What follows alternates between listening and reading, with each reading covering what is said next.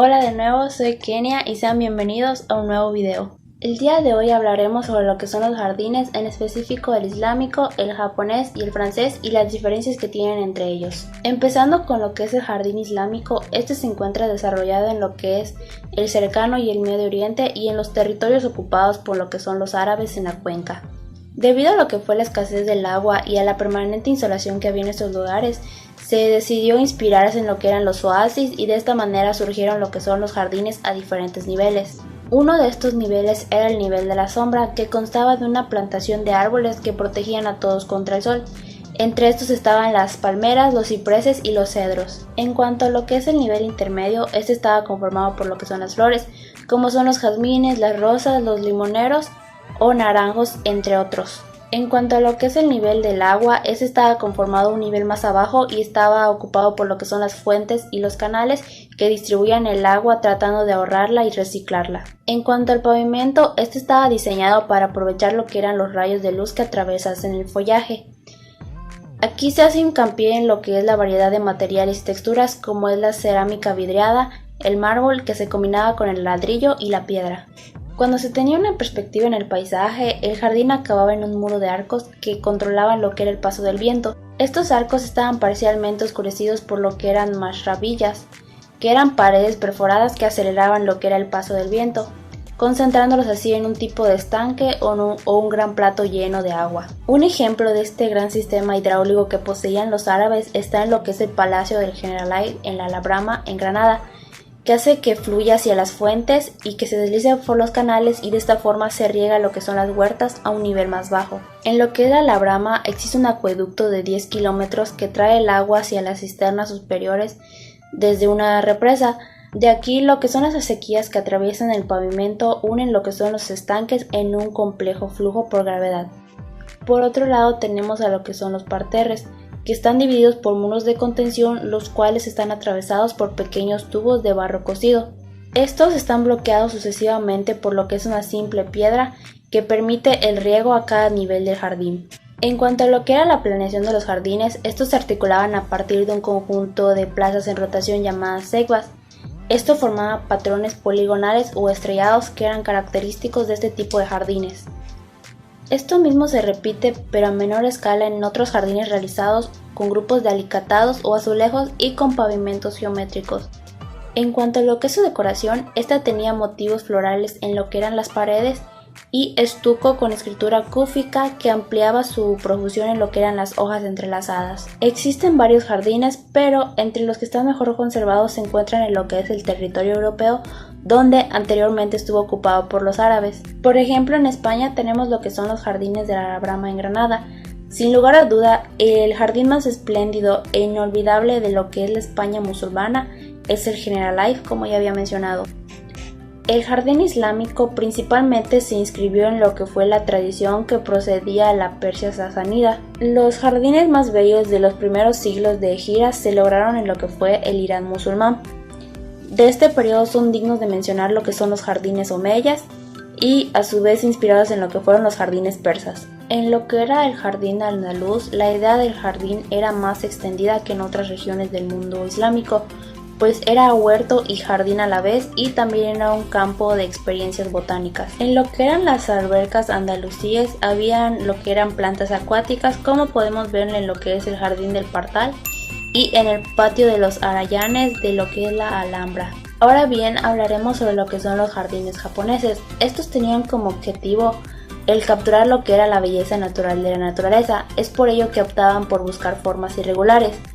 Aunque en el caso de los jardines japoneses, y como ocurre en lo que son la mayoría de las expresiones japonesas, dentro de esta supuesta irregularidad todo tenía una medida buscada. Y esto hacía que su naturaleza no estuviera como que descontrolada, sino que cada milímetro estuviese cuidado para que parezca natural sin que se note que fue pensado y pues que es artificial. Estos jardines tienen como elemento principal de su composición lo que son los micropaisajes, que es una reproducción de paisajes conocidos pero a una escala más pequeña, como lo es la reproducción del monte Fuji, que es en los jardines de Susenji de Kumamoto, que es uno de los jardines más populares en lo que es Japón. En cuanto a lo que es su simbología, cada elemento que existiese en lo que es el jardín tenía un significado respecto a la naturaleza. Por ejemplo, las rocas solían simbolizar lo que eran montes o islas, y lo que era la arena rastrillada solía simbolizar lo que era mar y las olas. Otro elemento característico en lo que era la composición de los jardines japoneses era lo que era la simetría, pues ningún elemento nunca destacaba por encima del resto, y para ello los distintos elementos se colocaban en manera diagonal y se jugaba con lo que eran los ángulos. Igual, otro elemento característico de lo que era su composición es que muchos de los jardines japoneses estaban diseñados para que hubiesen elementos escondidos y que conforme fueras avanzando los fueras descubriendo. A este concepto en japonés se le conoce como migakure, que significa esconder y mostrar. Y por último, otro elemento característico de lo que es la composición de los jardines japoneses era el uso del diseño de una superposición de fondos para no mostrar como que todo de golpe. Un ejemplo de esto podría ser lo que es el castillo de Hinkon como paisaje prestado en lo que es los jardines de Henkyu. En este caso, el castillo realmente está fuera de los límites del jardín, pero su presencia se integra perfectamente con lo que es la visión del lago. Y bien, ahora hablaremos sobre lo que son los jardines franceses. Este tipo de jardín francés clásico estaba principalmente en lo que era enfocado el palacio, y toda la arquitectura se articulaba en lo que era alrededor del paisaje. Ahora bien, en cuanto a sus elementos característicos, como hablamos del jardín japonés y del jardín islámico, este tenía un eje principal muy marcado que parecía infinito, así como un suave aterrizamiento de lo que era el jardín que permitía ver todo de un solo golpe, a diferencia de lo que es el jardín japonés, que es como que conforme vas avanzando te va mostrando poco a poco lo que vaya estando en este jardín. Y a esta forma de verlo de toda su extensión desde el cielo se denomina lo que es res extensa. Aquí el agua jugaba un papel un poco diferente a lo que lo jugaba en lo que era el jardín islámico, pues aquí era utilizado más que nada para organizar y limitar lo que era el espacio. Inicialmente se utilizaba como defensa, ya que rodeaba lo que era todo el palacio en forma de canales, pero también este podía estar en forma de fuentes o como un canal que había dicho que dirigía la vista hacia el infinito. Como podemos ver en las imágenes, lo que eran los diseños geométricos eran una de las características más destacables de lo que era el jardín francés. Por otro lado, tenemos otro elemento que son los parterres. Estos eran elementos de tratamiento del terreno. Algunos se hacían llamar como broderie, que eran arreglos muy recargados y de tipo barroco, que podían parecer tapices o alfombras.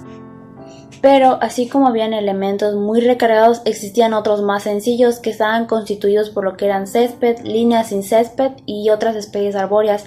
Generalmente eran rectangulares o con alguna forma geométrica como hexagonales. En este tipo de jardines también podíamos encontrar lo que era la topiaría, que era el arte de recortar y podar los árboles y arbustos para que adquiriesen formas diferentes, que en el estilo francés eran más como geométricas, como pirámides, prismas, entre otros elementos. En ese tipo de jardín también existían lo que eran bosquetes, que era un tipo de bosque de jardín que era podado y acondicionado para poder contener espacios de reunión o de recreo. Podían ser irregulares o en quincus. En cuanto a las residencias que las acompañan, estas están construidas generalmente a la altura e incluyen terrazas que dan una vista completa del jardín.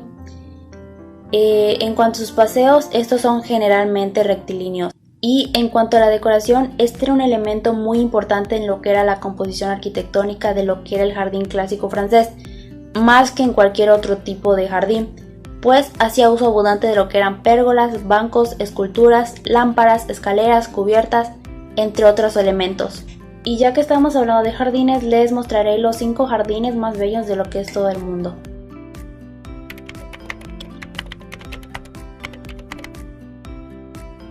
Estos coloridos y extensos jardines se encuentran en lo que es las localidades de Lis y Hillegom, Holanda. Poseen una gran colección de flores que junto con los molinos, fuentes y avenidas constituyen un espectacular y artístico paisaje.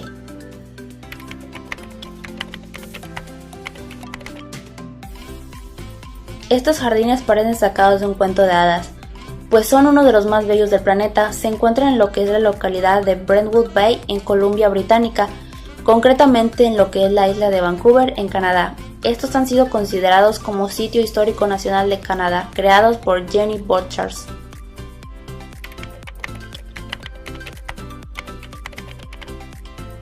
Estos se encuentran en lo que es el Palacio de Versalles y tienen un estilo francés. Estos son uno de los más visitados y bellos del planeta, con unos 6 millones de visitas al año. Este junto con su palacio fueron declarados en 1979 como Patrimonio de la Humanidad.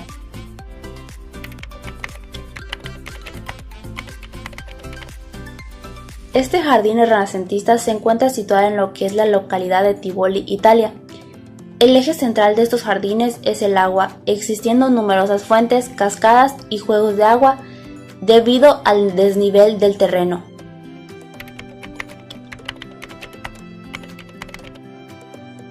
Y por último, pero no por eso menos importante, está lo que es el Jardín de las Pozas de Xilitla. Estos jardines surrealistas y misteriosos se encuentran en medio de la selva, en lo que es la localidad de Xilitla, México. Estos fueron creados por Edward James entre los años 1960 y 1970. Se compone de 36 estructuras integradas entre cascadas y pozas naturales, todas creadas por la mente surrealista de este excéntrico personaje, convirtiendo el paraje en algo fantasmagórico y bello. Y por mi parte sería todo por el video de hoy. Espero que les haya gustado mucho toda esta información, que se les haya hecho interesante. Por favor dejen su like y los espero en un próximo video todos los jueves. Bye.